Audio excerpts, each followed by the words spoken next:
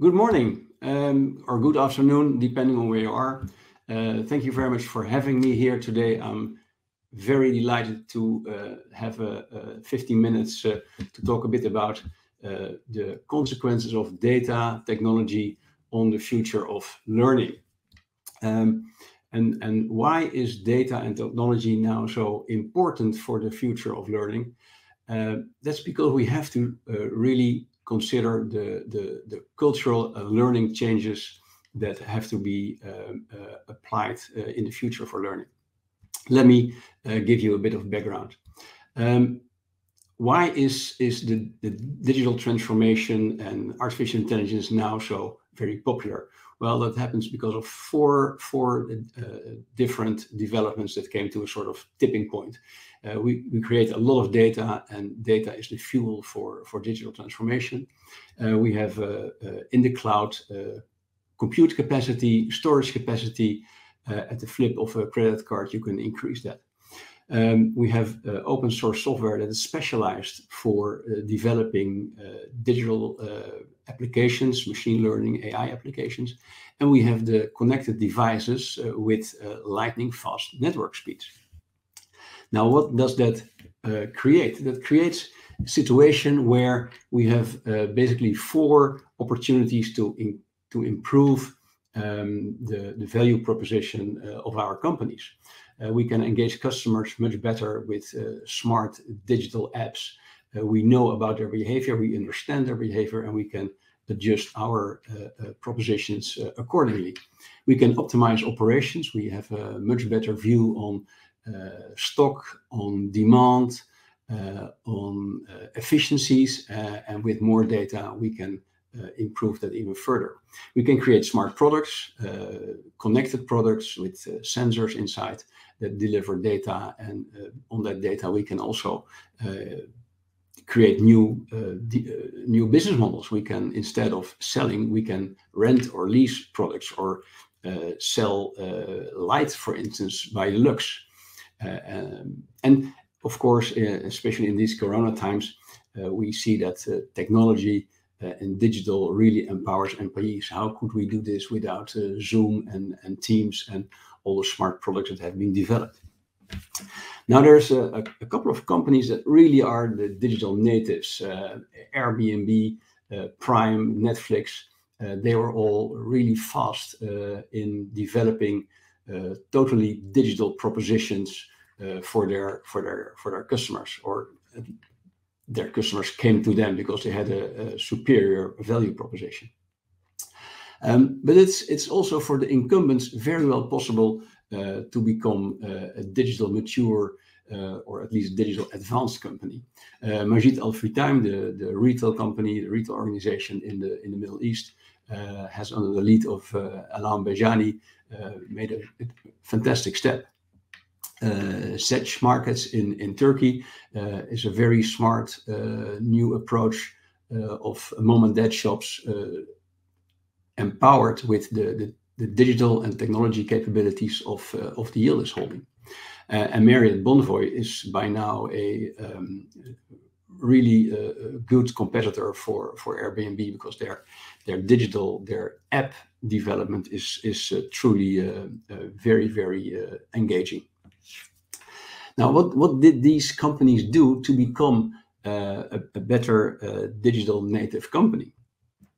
Well, they invested in a couple of things. They developed a good data-driven strategy, a digital strategy, and that starts with the data set and the tool set. As a company wants to become more digital mature, you have to understand how data is employed in your organization, and it needs also management. So data management, data governance become very important.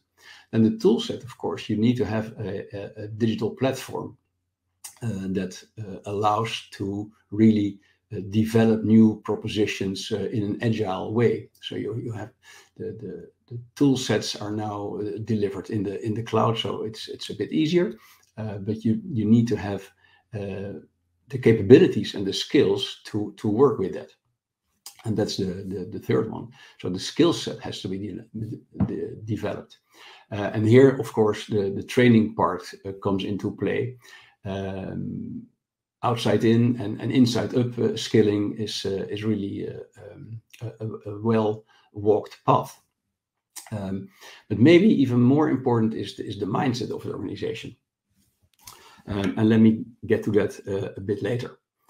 As you can see on this slide, there's a lot of new skills that have to be developed within an organization.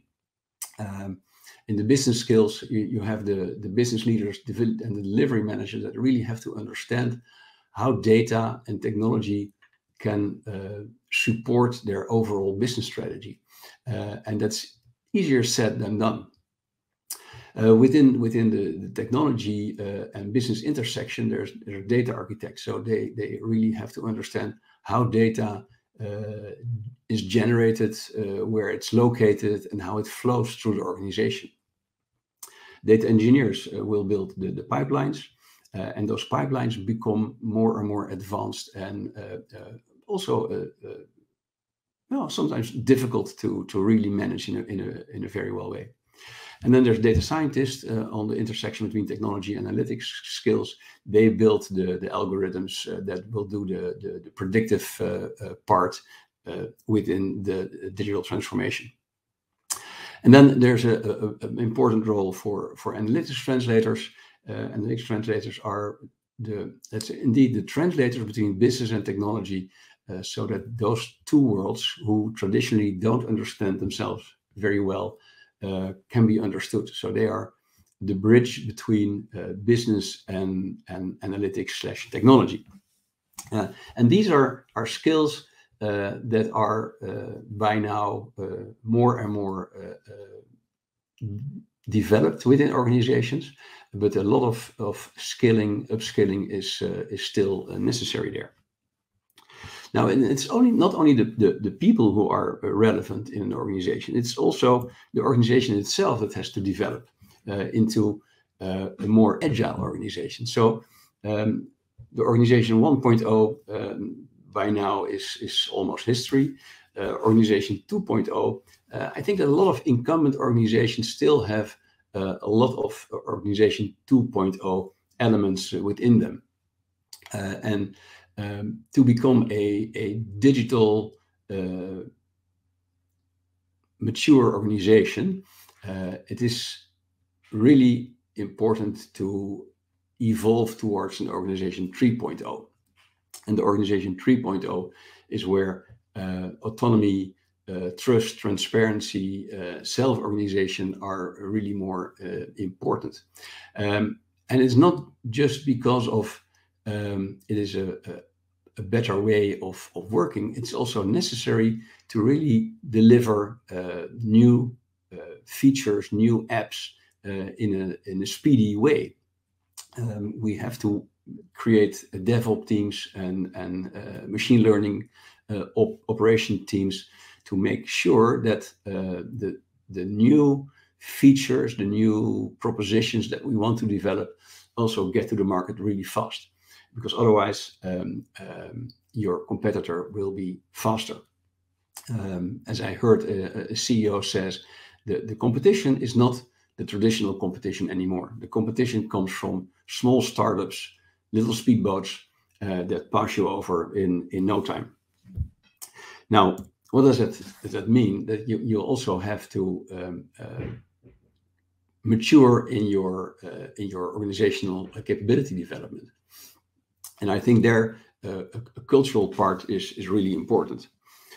So what is culture? It's and in this case I'm talking about a data culture, but I think culture in general is it's a collective behavior and beliefs of people in an organization. So what you have to do is you have to really influence the behavior of people towards more collaborative working, more data-driven working, but how to change a culture. And for that, I have developed my 10 E's of culture change. And this is still work in progress, but I really am happy to share this with you because I sincerely feel that this may help you in at least giving a culture change a quick start. The culture change is really difficult, but let's give it a try. And I think that engagement is very important. So have C-level explain why it is important, the data journey or the culture change. And here to create a coalition of the willing is usually a good start, because then you have a core team that is motivated and adjusting. Then education is important. So create, develop and deliver the training necessary for employees to increase your data literacy. Training should be fit for purpose for each employee in his role. Empowerment, offer the tools and the data to work and create dashboards. So people really should be able to start working with it. Eliminating silos. Data is a organizational asset. It's not something that is being protected and guarded by the department itself. And important within digital transformation or a data-driven organization, the more data you can combine, the more smart insights data scientists can get from that. And then make sure they're enabled. So create opportunities for support. I've seen great things with helplines, buddies, and communities of practices that really increases the speed of learning. An experiment. So I really emphasize small projects to start, learn by doing, bottom-up initiatives, try, test, fail, test again, but learn. That's the most important part. Learn and record what you learn. And then an encouragement. If people understand and feel that they can test and they can try, and they will not be fired if they have made a mistake, then you have a safe learning environment. So stimulate education and experimentation. And I think sort of organizational embedding of data phonetics in the core value is important. So people really understand it, are also evaluated on it, so that makes it stick. And then emphasize the activities. I see a real benefit in boot camps, in hackathons, in town halls, and there's lots of sort of fun ways to emphasize, to increase the awareness of these activities. And then energize, celebrate and communicate the successes of your activities. And that will definitely make sure that the laggards are also becoming champions and ambassadors of these activities. 15 minutes, a bit longer, but I was happy to share this with you, and I wish you a great summit. Hope to talk to you again soon.